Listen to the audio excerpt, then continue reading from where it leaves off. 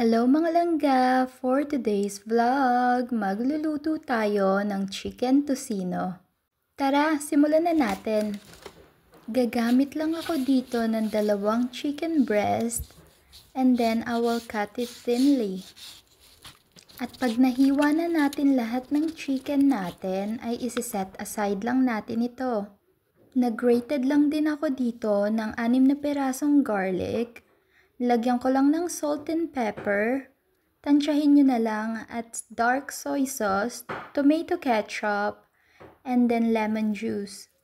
Like I said, tansya-tansya lang. And then naglagay din ako dito ng brown sugar.